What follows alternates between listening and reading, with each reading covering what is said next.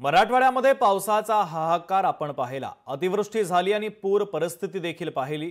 शेतकऱ्यांसह नागरिकांचं मोठं नुकसान झालं। याचाच परिणाम धाराशिवच्या नेहरू चौकातील दिवाळी सणाच्या निमित्तानं सजलेल्या बाजारपेठेत पाहायला मिळतोय। दिवाळीसाठी लागणारे आकाशकंदील, पणत्या, लक्ष्मीच्या मूर्ती आणि इतर साहित्य खरेदीकडे आता शेतकऱ्यांनी पाठ फिरवल्याचं चित्र आहे। पावसामुळे शेतकऱ्यांचं अनेकांचं नुकसान झाल्यानं ग्राहकांमध्ये खरेदीचा उत्साह कमी दिसतोय।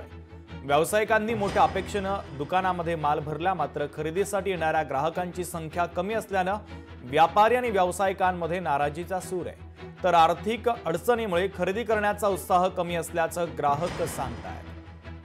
गिराक नाही, काय नाही, काय करावं, काय झालं, काय पावसाच्या ओघानं गिराक नाही, सोयाबीन लोकांचं वाटोळ झालं त्याच्या ओघानं गिराक नाही।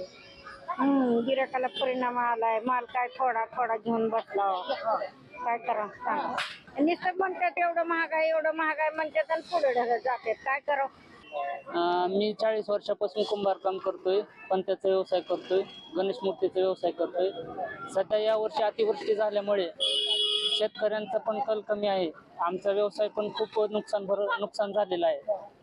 मातीच्या पणत्या बनवल्या तर ते पावसामुळे विरघळल्यात, केल्यात, विक्री कमी आहे।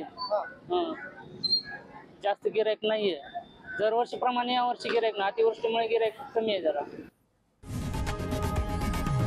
लोकशाही मराठी ऐका, पहा, जागरूक रहा।